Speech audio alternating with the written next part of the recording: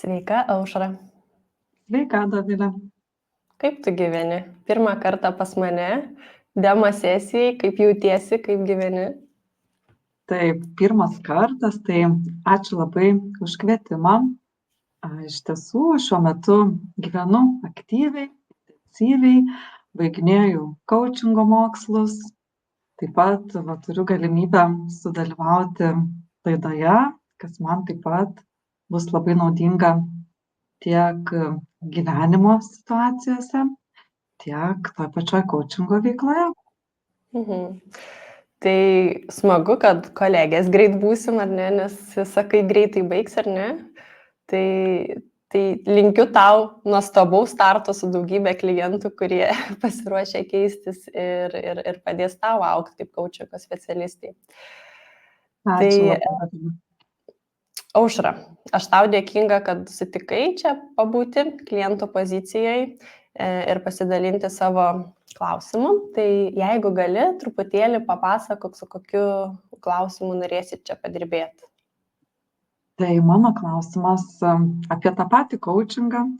Iš tiesų liko visai mažai, jau finišo tiesioji, liko porą supervizijų, porą paskaitų ir gegužės gale jau turėčiau baigti coachingo mokyklą. Tai buvo tikrai gan ilga kelionė, prasidėjusi praėjusių metų rugsėjį. Tai praktiškai kaip 1 mokslo metai, tikrai labai daug gavau, labai daug išsinešiau, paaugau pati kaip žmogus, susipažinau su coachingu, su coachingo galia, tiesiog galima pasakyti taip.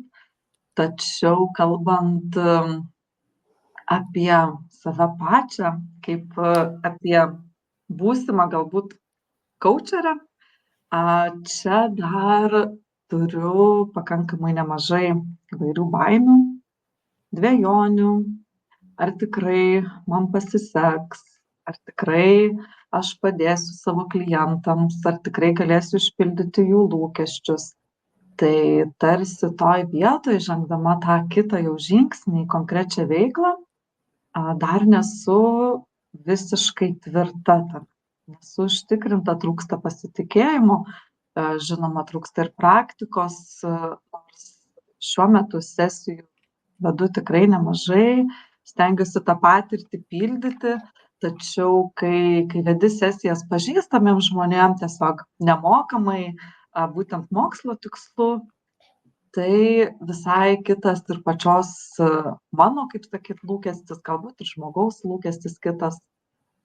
O kalbant jau apie konkrečią veiklą, kaip coachingą, tai dar jaučiu, kad norėčiau šiek tiek tame klausime daugiau stiprybės įgauti. Aha, tai kalbė apie tai, kad greitai baigsi, ar ne, coachingo mokykla, ilga kelionė ir tokia artėja baimė, ar ne, kaip seksi susirasti klientų, ar išpildysi savo, jų lūkesčius, ar ne, koks bus tas startas. Nes nemokamos sesijos truputėlį kitokią atsakomybę neša negu mokamas. Na, kaip pasakyti, ta atsakomybė ir dabar, jinai tikrai yra, ir dabar prieš mūsų pokalbį turėjau sesiją, vedžiau sesiją, tikrai visada jaučiu atsakomybę, visada norisi žmogui, padėti, kaip galima pasakyti taip, padėti atrasti jam savo potencialą, savo stiprybės. Visada jaučiu tą atsakomybę, tačiau pajutau, kad sulig kiekviena dar viena pravesta sesija, kažkiek galbūt pradedu keisti požiūrį, labiau pradedu orientuotis į klientą, ne į save, kaip man čia pavyks, kaip pasiseks, o labiau kaip klientui pasiseks, labiau fokusas į klientą ir į sesiją keliauju su smalsumu, tarsi tyrinėju, kas pajutau, kad man tikrai duoda visai kitų rezultatų ir pačiai duoda visai kitokį jausmą prieš sesiją ir sesijos metu. Tai labai džiugu, kad turi tą didelę atsakomybę, ar ne, nes tai klientas atsiveria ir atsakomybę jaučiantis coacheris turi turi svorį tokį tam tikrą, ar ne? Žiūrėk, nemažai papasakai, ar ne, apie savo baimę, apie savo lūkesčius, apie atsakomybę ir kaip galėtum suformuluoti mūsų šios sesijos užklausą, į kurią orientuotumėmės. Ko tu norėtum pasiekti šiandien? Tai galbūt norėčiau pasiekti tai, kad jau baigusi coachingo mokyklą ir save jau galėdama pristatyti kaip coacherę, kaip specialiste, galėčiau užtikrintai pradėti tą coachingo veiklą. Kad galbūt neliktų baimių, o liktų tik smalsumas, tyrinėjimas ir noras padėti. Tai jeigu taip dar trumpiau, galbūt vienu tokiu trumpu sakiniu, tai kaip atsikratyti baimės, pradėti vesti coachingo sesijas jau kaip coachingo specialistai, ne mokiniai. Kaip atsikratyti baimės, vesti coachingo sesijas kaip specialistai, ar ne mokiniai? Taip. O sakyk, kuo skiriasi coachingo sesijos kaip specialistas tavo manymu ir kaip studentas? Kuo tavo manymu jos skiriasi? Geras klausimas.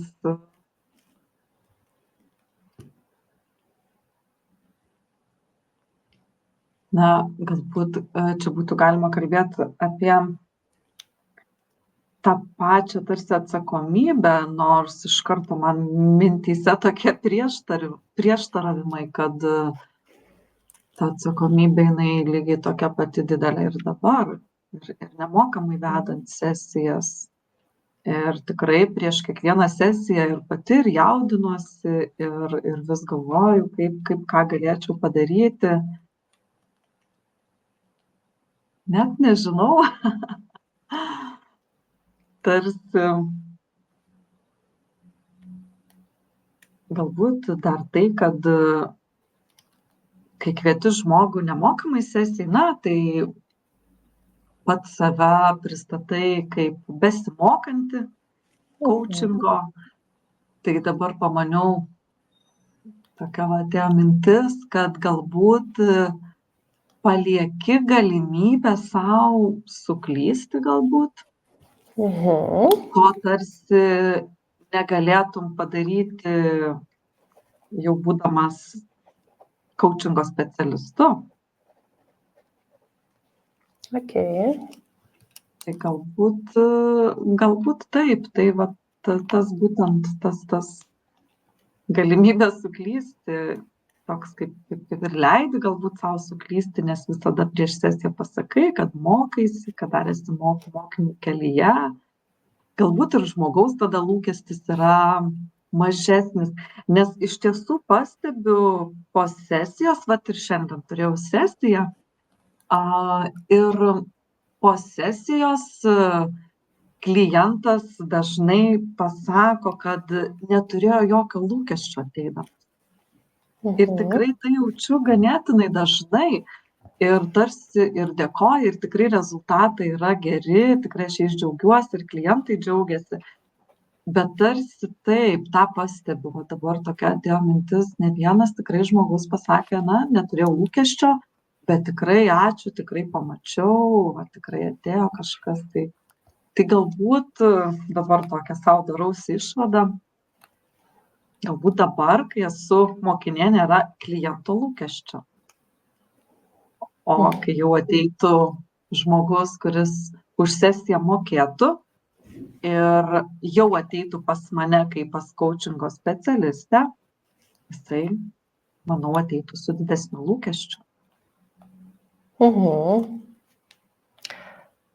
Tai teisingai girdžiu, kad įsivaizduoji, kad ateityje klientas, kuris moka už sesiją, matomai ateitų su lūkesčiu, ne? Ko dabar iš klientų nėra. Ne? Kaip ir tau jie ištransliuoja. Tai, Atėjo tikrai tokia mintis ir tada, žinoma, tokia paslėpta baimė pateisinti tą lūkestį. nenuvilti kliento. Paslėpta baimė pateisinti lūkestį kliento. Taip. Pažiūrėk, Aušra, kokio rezultato norėtum po sesijos, ar ne? Va čia pavardinai truputėlį apie tą baimę, ar ne, savo, apie lūkestį klientų, ar ne? Ir sakai, kad norėtum atsikratyti tos baimės, vesti sesijas kaip specialistas, ar ne? Tai manau, man būtų geras sesijos rezultatas, jei po jos aš tarsi turėčiau tokią aišku, tokį žinojimą, tokį atėjusi supratimą, kad kaip ir dabar vedu nemokamas sesijas ir jau pajutau tą tokį tyrinėjimo smalsumo jausmą, tai norėčiau būtent su tuo jausmu, ne su baime,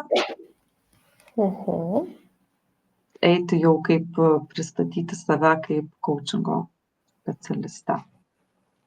Ir galbūt suprasti, iš kur ta baimė kyla, kodėl jinai yra. O gal tai tik iliuzija? Aha, kaip manai, tai iliuzija ar tikra baimė tokia? Aš manau, protas visada turi baimių, jisai visada mums visko prikuria, galbūt siekdamas apsaugoti nuo kažko, dažnai ir pakišdamas koją. Tai iš tiesų dabar pamaniau, kad labai nenorėčiau, kad tarsi ta tokia baimė pakištų koją apskritai pradėti tas sesijas vesti. Nes jaučiu, kad esu savam kelyje, kad man patinka tai daryti. Ir tikrai tiek, kiek jaučiu, kiek gaunu atgalinio ryšio, atsiliepimai klientų taip pat geri, tikrai pasiekėm įvairių netikėtų rezultatų, kas ir mane džiugina, ir klientus.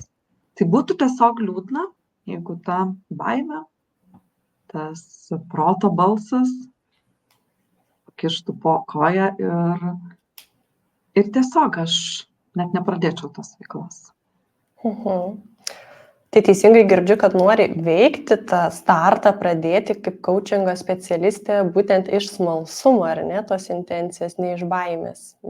Taip, iš smalsumo, iš noro padėti, nes, na, tai irgi savotiška pagalba žmogui.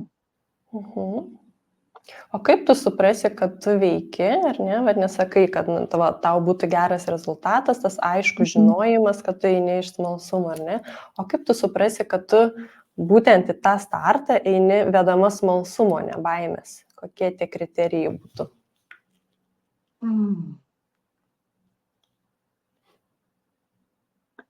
Galbūt suprasiu iš savo pačios tokio jausmo, tokios ramybės, užtikrintumo.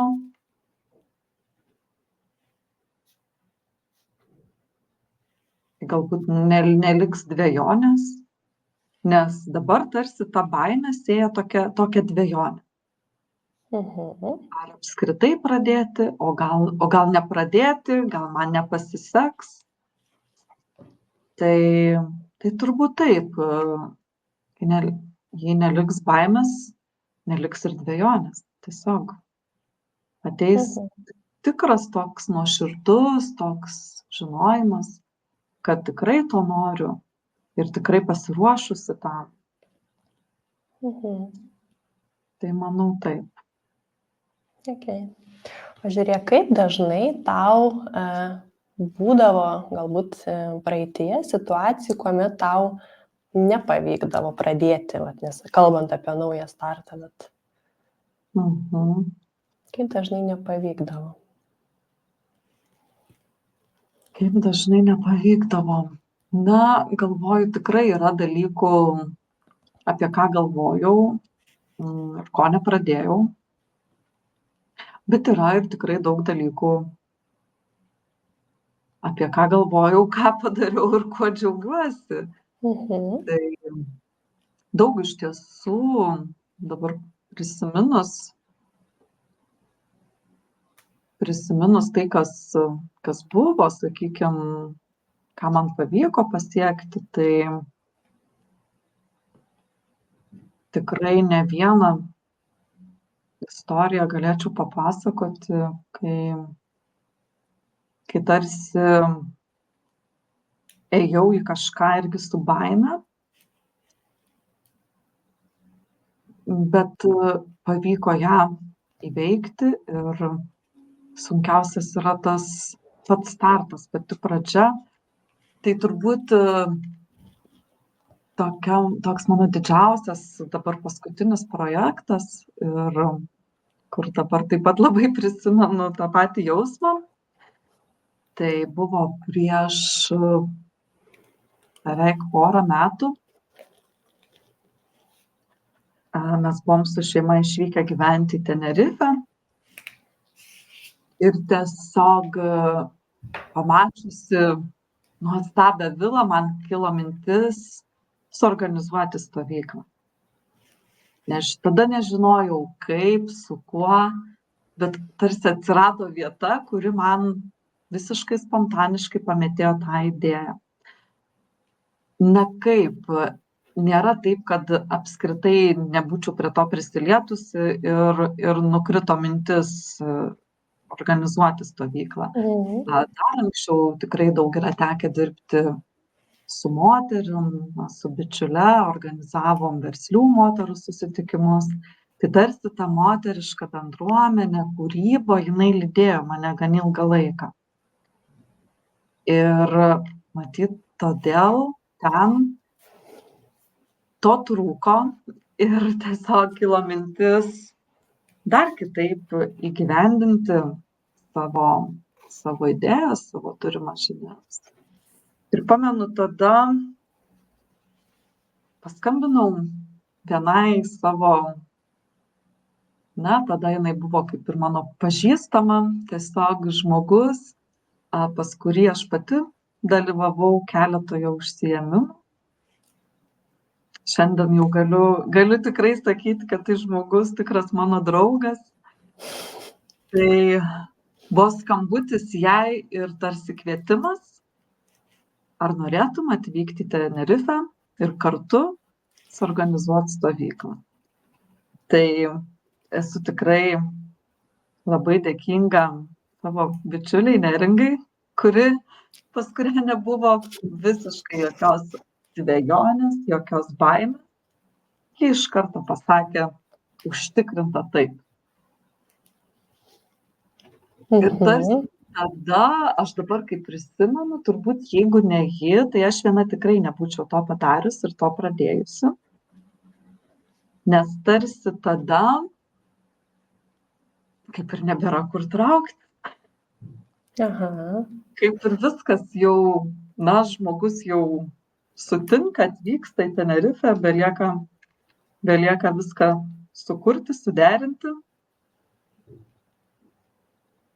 Ir taip, iš tikrųjų, kai dabar pamenu, nebuvo labai lengva, nes buvau pati visiškai naujoj vietoj, naujoj saloj, vyko pažintis su ja ir tuo pačiu tarsi jau turėjau ir atsakomybę prieš kitas moteris, nes mes ir paskelbėm apie stovyklą ir pradėjo rinktis moteris. Ir tada tikrai dar tokia didesnė atsakomybė, kad tikrai viskas pavyktų. Bet kaip ir sakau, tiesiog nebebuvo kur trauktis. Viskas paleista, mintis paleista, viskas jau tarsi eigoje. Ir tu jau tada tiesiog darai taip, kaip gali tuo metu geriausia. Labai graži istorija. Ačiū draugiai Neringai, kuri pabuvo resursas toje tavo tokia svajonėje. Ir žiūrėk, tu labai gražiai nupasakai visą tą tokią situaciją, kuomet irgi buvo ta baimė, ar ne, baimė pradėti. nes tai nauja, bet paskui sakai, kad ir nebuvo, tai visai nauja, ar ne, šiek tiek patirties turėjai su moterimis, su versliom moterim, ar ne. Mhm. Ir jeigu paėmusi tokį iš ten, ar ne, kažkokį tokį, nežinau, resursą ir atsinešus į dabartinę situaciją su coachingu, ar ne, kokias matytum tokias panašias dalis tame, ne, ta situacija ir startas su coachingu. Mhm. Tai galvoju, galbūt panašios dalis yra tos, kad tai tikrai yra noras.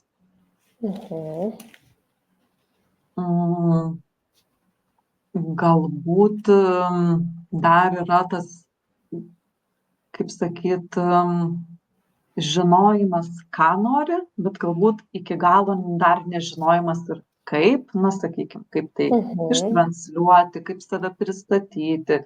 Nes tada, kai sugalvojom organizuoti stovyklą, tai irgi vyko kūrybinis procesas, ką mes pateiksime, ką mes galim tame padaryti. Tai lygiai taip pat ir dabar aš, sakykim, jau pradėdama dirbti kaip coachingo specialiste, taip pat turėčiau sukurti tarsi tą visą pagrindą, ką aš kviečiu, su kuo aš dirbu, kad žmonės paskaitę žinotų, pas ką ateina, lygiai taip kaip ir stovyklos pradžioje. Tarsi mes sukūrėme projektą, produktą ir tada jau paleidžiam jį į gyvenimą, ir žiūrim, kaip seksis. Tai lygiai tas pats ir čia. Teisingai girdžiu, kad tiesiog reikėtų, ar ne, būtų toks pasiėmimas iš tos buvusios situacijos, ar ne, tų dalių, kad pirmiausia tą kūrybinį procesą pasidaryti, ar ne, apie ką tu, kokius klausimus gali padėti spręsti, ar ne. Ir žiūrėk, toj situacijai tavo resursas buvo kas? Kas pagrindinis resursas, kuris tau neleido sustoti ir kaip tik į priekį? Tai buvo mano bičiulė, kurią aš pati pakviečiau ir, kaip sakyt, pati paskui išsigandau, bet vis tiek nesustojau, jau tada ėjome kartu. Kiek tau svarbu pačiai yra ta bendrystė, pradedant veikti? Aš manau, ta bendrystė, palaikymas tikrai yra svarbi. Ir yra svarbu, kad gali pasitarti, gali su kažkuo kartu pasidžiaugti, gali pabendrauti, kaip padaryti geriau, nes visada keletas žmonių mintis visada yra geriau negu vieno. Bet galėčiau išskirti tą jausmą tuomet, kad tai dar buvo toksai atsakomybės, sakyčiau, jausmas. Tarsi aš pakviečiau žmogų kurti kartu projektą, žmogus sutiko, sako pirmyn, ir tada tarsi aš negaliu dabar pusiaukelėj persigalvot galbūt. Tokia iš tikrųjų, tai buvo mano atsakomybės jausmas, nes, sakykime, prieš stovyklą eigoje tikrai buvo ir įvairių iššūkių, pradedant nuo to, kad galbūt po mėnesio, aš dabar jau tiksliai to termino nepamenu, bet nutiko taip, kad atšaukė vilą, už kurią jau buvo sumokėtas avansas. Ir buvo jau dalyvių susirinkę. Ir aš tada pamenu, galvoju, kas dabar, ką daryti. Tai galbūt jeigu būčiau viena ir būtų dar neužsiregistravę dalyvių, turbūt būčiau taip ir palikusi. Bet tuo metu, taip, tai tada jau buvo atsakomybė ir prieš mano bičiulę, su kuria kartu planuojam daryti, ir prieš tas pačias dalyves, kurios jau mumis patikėjo. Tai beliko surasti kitą vietą. Aha. Pažiūrėk, kadangi ta bendrystė, ar ne, vat bičiulė, ar kažkoks žmogus, prieš kurį jauti atsakomybę, ar ne, ir tuo pačiu jis yra tavo palaikantysis toks asmuo, tarkim, pradėjus coachingo startą ir kalbant apie tą baimę, ar ne, vat, kas galėtų tau galbūt kaip resursas pasitarnauti šitoje pradžioje? Na, iš tiesų, coachingo mokykloje tikrai atradau daug bičiulių, daug bendraminčių, daug žmonių, su kuriais kartu mokėmės, kartu dalinomės ir dabar tebesidalinam ir jau vieni nors ir baigė, kiti prisijungia, bet na taip, iš tiesų tokią pajutau labai stiprią bendrystę, stiprią bendruomenę ir tarsi žmonės, kuriuos jungia bendras tikslas. Ir aš taip visada kažkaip savo taip pagalvoju, kad mane turbūt gyvenimas visada apdovanoja nuostabiais žmonėm. Nes iš kiekvienų mokymų, projektų ar kažko labai dažnai lieka nuostabių žmonių.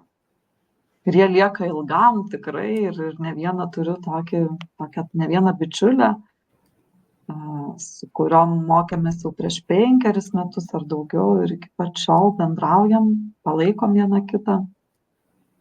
Tai labai džiaugiuosi ir tai žmonėm, kurie coachingo dėka atėjo į mano gyvenimą. Ir tai ne tik tie kolegos, su kuriais kartu mokėmės, tai ir visi tie nuostabūs dėstytojai, su kuriais susipažinom, kurie taip pat labai palaiko, tikrai dalinasi savo patirtim, savo žiniom. Tai yra tikrai taip pat viena iš labai didelių stiprybių,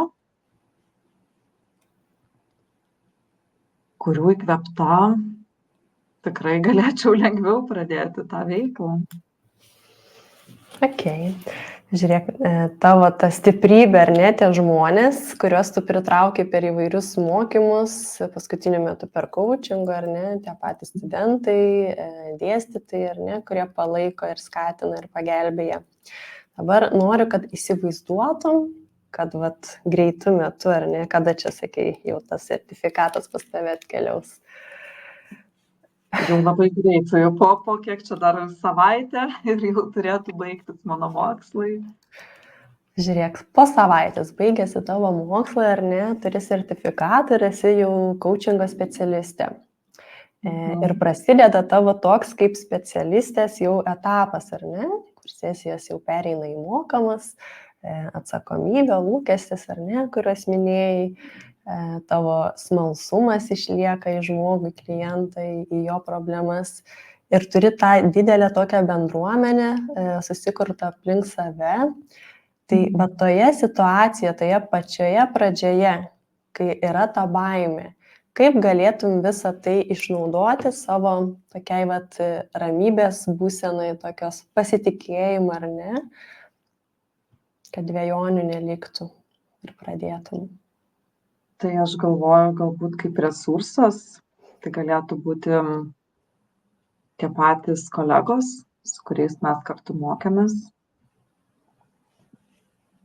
Na, galbūt kaip tik mintis, galimybė, nors ir anksčiau apie tai diskutavom, bet vis dėl laiko stokos nesusiorganizuodavom, bet galbūt būtų didžiulė vertybė ir resursas ir ne tik man, taip pat ir jiem, nes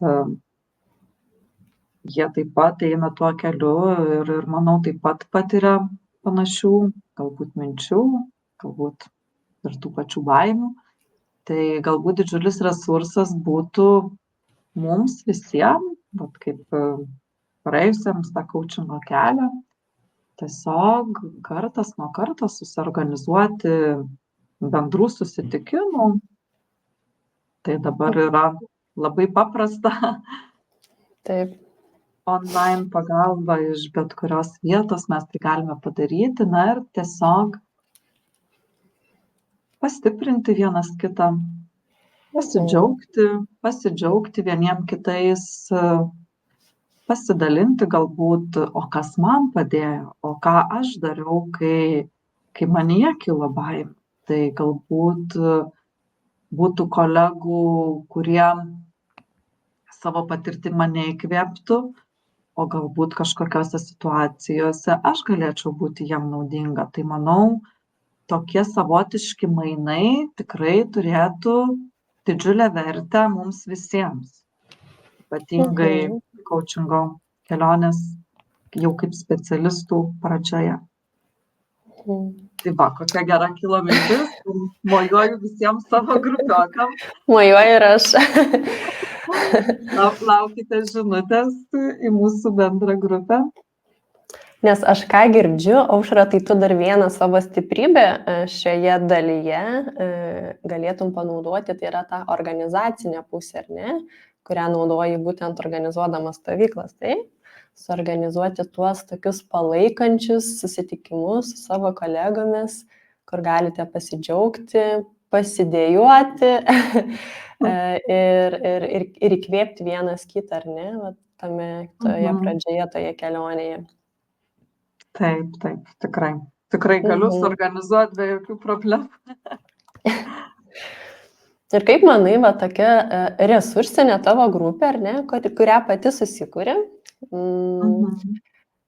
kaip ji atlieptų tavo tai baimiai pradėti, ar ne, nes atsakai, kad nori pradėti ir yra ta baimė, kad ir bijai, kad bijodama gali tiesiog sustovėti ir net nepradėti, ar ne? Kaip pat šita resursinė grupė tau realiai galėtų padėti tą baimę susitvarkyti? Tai aš manau, kad ta baimė tikrai galėtų transformuotis į kitus jau palaikančius jausmus. Į tuos jausmus jau, kurie galėtų padėti veikti, o ne kišti koją tai veiklai. Tai manau ir labai tikiu, kad tikrai tai yra realu ir kad, sakykime, tokių bendrų susitikimų metu mes tikrai visi kartu galėtumėm atrasti savo tų resursų, savo tų palaikančių tokių jausmų, žinučių ir tiesiog pasisemti to įkvėpimo ir drąsos vieniem iš kitų. Labai tokia graži idėja apie grupę, net ir aš užsinorėjau į šią grupę papulti. Prašom, Dovilė, pridėsim būtinai jūs. Lauksiu tikrai pakvietimą. Tai dar klausimas tau būtų, kaip manai, kaip jauti, ar ne, ta resursinė grupė, ji, žiūrint iš tavo pozicijas, turėtų būti tokia vienkartinė, ar ne, arba tokia, kai man dabar pradžioje sunku, ar jinai galėtų būti tokia pastovi, tam, kad pastoviai tą pulsą palaikyti vienas kitam. Taip dabar mąstau, daug minčių viduje, žinoma, norisi sakyti, kad tikrai norisi pastovios grupės, žinoma, iš karto tada mintis, ar visi turės laiko, ar visi galės, tai dabar kas kyla, kad galėtumėm tiesiog susiorganizuoti bent jau pirmą tokią grupę palaikančią, kai jau esam beveik visi pabaigę koučingo mokyklą, nes mano kolegos, su kuriais pradėjau, jau dauguma jų yra baigę. Aš tiesiog mokslų metu turėjau 2 stovyklas Tenerifėje, tai teko maždaug mėnesiui koučingo pamokas pratęsti į priekį, tai aš tada, taip kaip sakau, vejuosi visus dar tik. Ir tiesiog suorganizuoti pirmąjį tokį mūsų jau visų kaip koučingo specialistų susitikimą, o paskui galėtų, manau, pagal poreikį tikrai tiesiog galbūt, dabar tiesiog tokios mintis, galbūt bendrai visi mes prieitumėm ir dar kitokių sprendimų. Bet manau, tai tikrai galėtų būti tokia grupė, na, tarkim, vienam iš mūsų, sakykime, Dovilė, jeigu irgi prisijungs į mūsų grupę ir tiesiog jauti situaciją, kad kažkas stringa, kažkas galbūt ne taip sakas, kaip norėtųsi, jauti, kad reikia palaikymo, na ir tiesiog rašai, kolegos, labai reikia resurso, jaučiu, užplūdo baimė, nepasitikėjimas ar dar kažkas ir tiesiog rašau tokį signalą jau į savo tą grupę ir tiesiog kviečiu, tiesiog kas galite, galbūt nebūtinai ir visi, kas tuo metu gali, ar nusimatom artimiausią datą, laiką ir tiesiog susijungiam. Ir galbūt vieną kartą vienam reikės palaikymo, kitą kartą kitam kolegai, tai galėtumėm tikrai tokį pulsą palaikyti ir tapti pagalbininkais vieni kitų. O aš taip tokia mintis kilo. Ir tapsite tokia coachingų specialistų komanda, kuri vieni su kitais bendradarbiausit, ar ne? Ir netgi kaip tu prieš tai minėjai, kad tokia baimė, kad neatliepsi galbūt kliento lūkesčių, ar ne? Tai netgi ta grupė tokia palaikanti, kur galima nagrinėti ir kažkokias kliento, tarkim, savo baimės, ar ne, dėl to lūkesčio. Visgi turit labai daug kompetencijų, ar ne, vienas kitam pagelbėti. Tikrai taip. Ir dabar jau bekalbant net mintis, kad gal kada galime susiorganizuoti ir tokią susitikimą pakviesti, galbūt vieną iš mūsų mokytojų, na, sakykime, ar šiaip kokį kitą coachingo specialistą, kuris jau turi daugiau tame patirties ir kuris jau su mumis visais gali savo žiniom pasidalinti.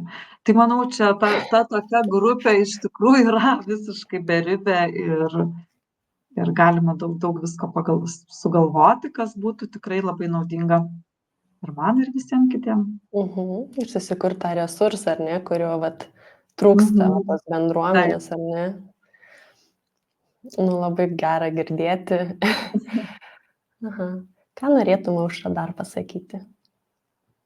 Galbūt kažką papildyti, pridėti. Kažkaip net jaučiu pačios tokią energiją pakilusi, pozityvo, tarsi tokio daugiau, kai iš tiesų yra resursas. Manau, tikrai tas resursas yra labai labai svarbus, labai reikalingas ir labai svarbu, kad atrastumėm, kas mūsų yra resursas. Tai ačiū labai, Dovilė, kad leidai man pamatyti, kas man yra resursas.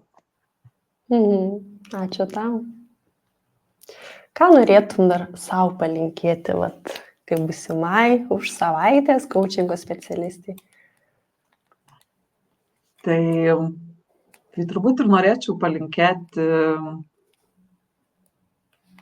dažniau ieškoti, atrasti tų resursų, nesifokusuoti į tai, kas trukdo, kas neleidžia, o fokusuotis į tai, kas padeda.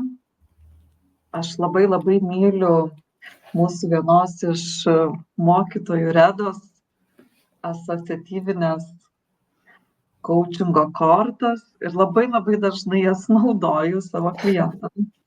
Ir kaip tik šiandien daviau klientei išsitraukti, kas yra jos resursas. Ir pagalvojau, kad dažniau reikia paieškoti savo pačios resursą. Nes tai tikrai labai svarbu. Tarsi ne tą priežastį rasti, bet rasti resursą. Labai įdomus toks atėjo suvokimas. Tarsi mes kažko ieškome labai giliai, o viskas, kas yra čia pat. Tik reikia paieškoti. Tai turim galimybę pamatyti. Tai coachingas tuo ir nuostabus. Kad leidžia mums pamatyti. Tai aš tau linkiu gražaus starto, tokio, koks jis ir turi būti, ar ne, nes jeigu bus lengvas, vadinasi, toks turi būti, jeigu bus sunkumų, vadinasi, paieškoti, ar ne, tų resursų, ką pati paminėjai, ir nuostabios tos palaikančios tau grupės, kuri kažkaip nuojauta sako, kad tikrai užaugs į kažkokią bendruomenę ir galbūt prijungsite ateityje ir kitus coachingo specialistus, pradedančiuosius ir būsit jūs resursas dar didesnis. Tai ačiū tau už, ačiū už sesiją ir sėkmės tau didžiausias. Ačiū, Dovilė, labai.